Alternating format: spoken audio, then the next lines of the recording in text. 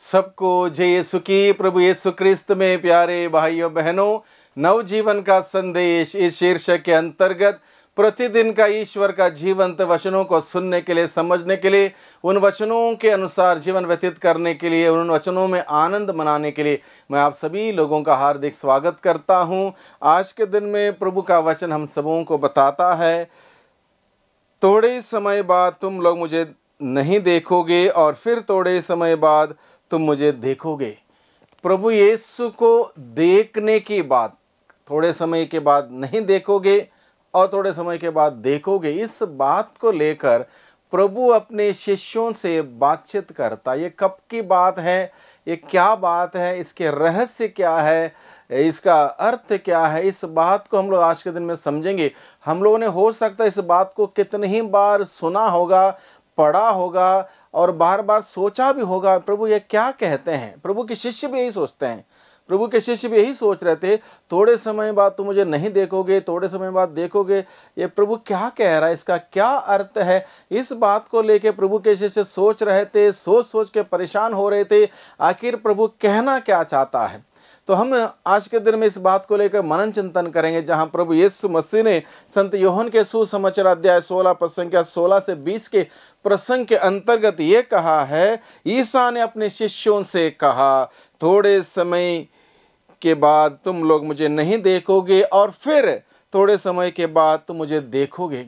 सबसे पहली बात यहाँ पर मनन चिंतन करने वाली यह है, यीशु को देखने की बात। कौन यीशु को देख सकता है, कौन यीशु से मुलाकात कर सकता है, कौन यीशु के उपस्थिति में रह सकता है, कौन यीशु के उपस्थिति में जी सकता है, इस बात को समझना जरूरी है। प्रभु यीशु मसीह ईश्वर का परम पावन पुत्र, हम सबों का मुक्तिदाता, मनुष्य बनकर इस धरती पर आए एक मिशन के साथ। वो मिशन यह था, मानव जाति को पाप की दास्ता से छुड़ाने का। उस मिशन कार्य को प्रभु ने संपन्न किया अपने क्रूस, मृत्यु और उसके बाद पुनरुत्थान के द्वारा। पुनरुत्थान के बाद प्रभु यीशु मसीह अपने शिष्यों के बीच में रहे। प्रभु के शिष्यों ने उनको देखा, अनुभव किया, उनकी बातें सुनी और उसकी उपस्थिति में, प्रभु की उपस्थिति में आनंद मनाया। अब प्रभु यीशु मसीह को इस दुनिया से विदा होने का समय आ चुका था, अपने पिता के पास वापस लौटने का समय आ चुका था।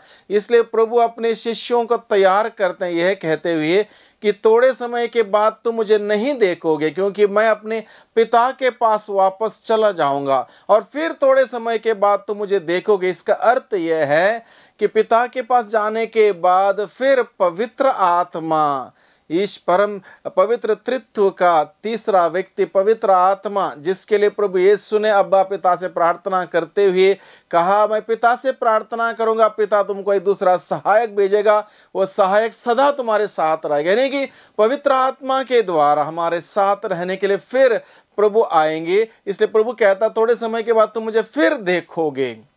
इस रहस्य को, इस बात को प्रभु अपने शिष्यों को बताते हैं, समझाते हैं और चाहते हैं कि उस पूर्ण रूप से इन बातों को समझें और इस रहस्य को समझते हुए उस रहस्य के अनुसार जीवन व्यतीत करें।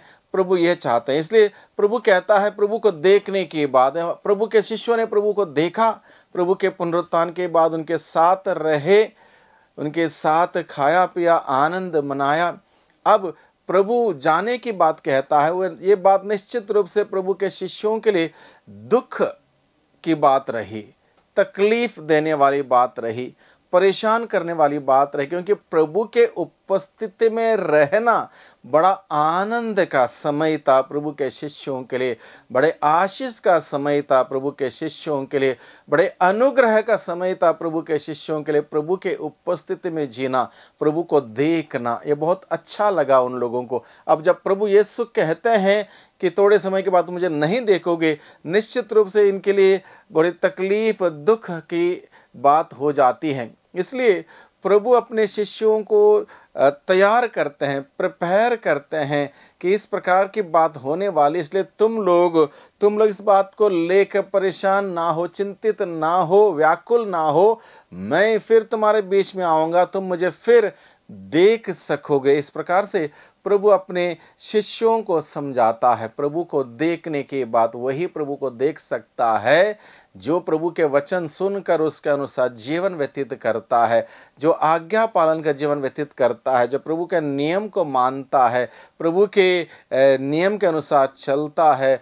वही पवित्र व्यक्ति, वही शुद्ध व्यक्ति, वही पाप रहित व्यक्ति प्रभु के उपस्थिति में रह सकता है, जी सकता है, प्रभु का आनंद का अनुभव कर सकता है। अब हम लोगों के लिए आज के दिन में जब हम लोग प्रभु के इन वचनों को सुनते हैं, पढ़ते हैं, हम सबों के लिए प्रभु क्या कहता है, इस बात को हमें समझने की आवश्यकता है। हम सबों के लिए क्या अर्थ है, जब हम प्रभु में जीते हैं, उनके वचनों के अनुसार प्रभु हमें दिखाई देते हैं। यानी कि जब हम प्रभु में जीते हैं, यानी कि प्रभु के वचनों के अनुसार जीते हैं, प्रभु हमें दिखाई देंगे, प्रभु का दर्शन हम पाएंगे, प्रभु की उपस्थिति का अनुभव हम कर पाएंगे। उसके लिए हमें क्या करना है, प्रभु में, प्रभु के वचनों में जीने की आवश्यकता है। और ये प्रभु के वचनों के अनुसार जीना, प्रभु का दर्शन पाना हम सबों के लिए आनंद प्रदान करता है।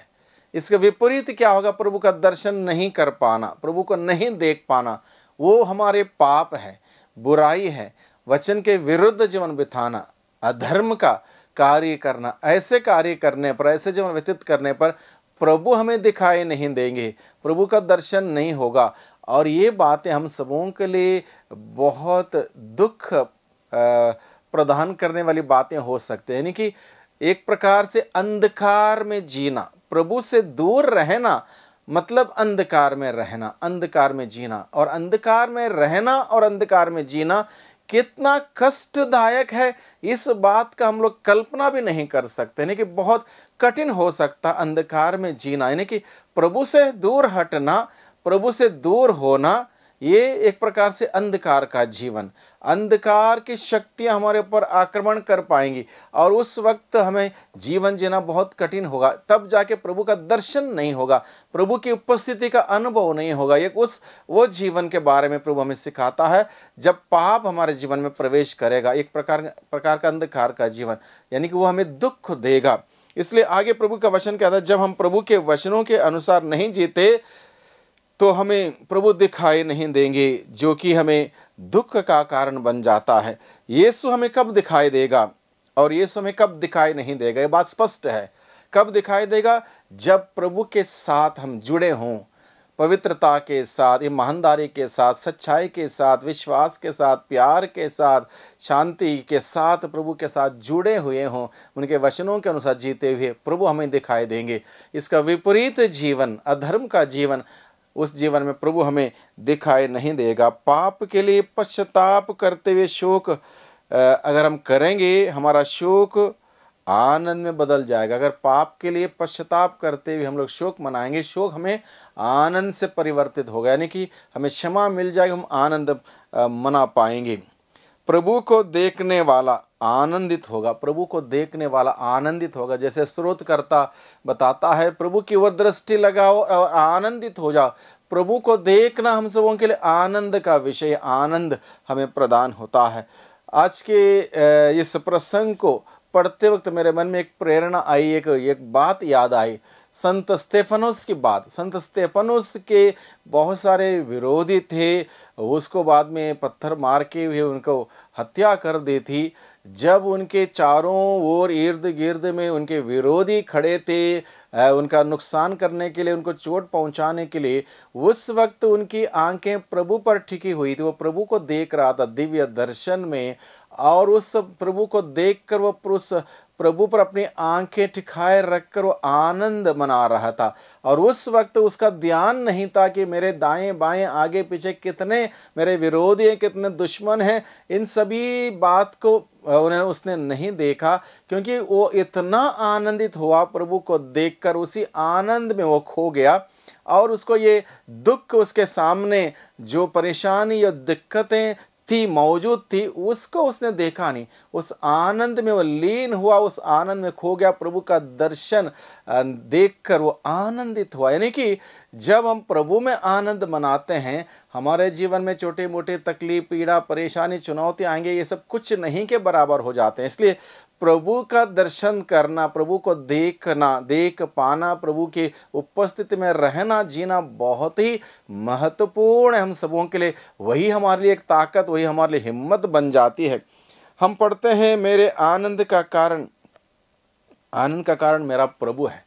हमारे आनंद का कारण मेरा प्रभु है। प्रभु से हमें आनंद मिलती है, खुशी मिलती है, शांति मिलती है, चंगाई मिलती है, जीवन मिलता है, छुटकारा मिलता है। इसलिए हमें आनंद मनाने का कारण है प्रभु यीशु। मेरे दुख का कारण है पाप।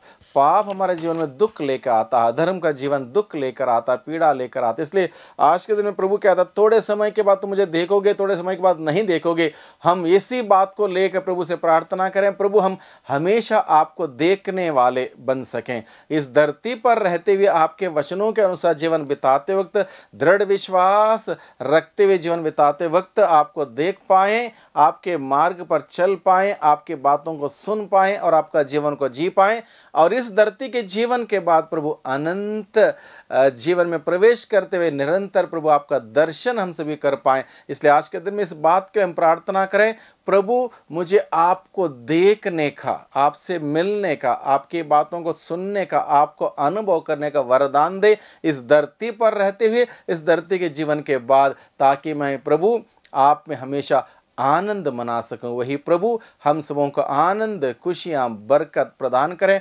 प्रभु में हम सभी जिएं, प्रभु में हम सभी आनंद मनाएं, और जो आनंद, जो खुशियां, जो शांति प्रभु हमें देता है, दुनिया की कोई चीज़, कोई शक्ति, कोई व्यक्ति नहीं दे सकता है। इसलिए प्रभु को धन्यवाद दें कि प्रभु मैं थोड़े समय नहीं, हमेशा आपको देखना चाहता हूँ, हमेशा आपके वचन को सुनना चाहता हूँ, हमेशा आपके उपस्थिति में रहना चाहता हूँ, हमेशा आपके उपस्थिति में जीना चाहता हूँ, और यही मेरा जीवन का मकसद बने। प्यारे प्रभु जी, मेरी सहायता कर, मेरी मदद कर, ताकि मैं आप में निरंतर आनंद मना सकूं। आइए हम दुआ करते हैं उद्धारकर्ता यीशु मसीह के नाम से, आमीन।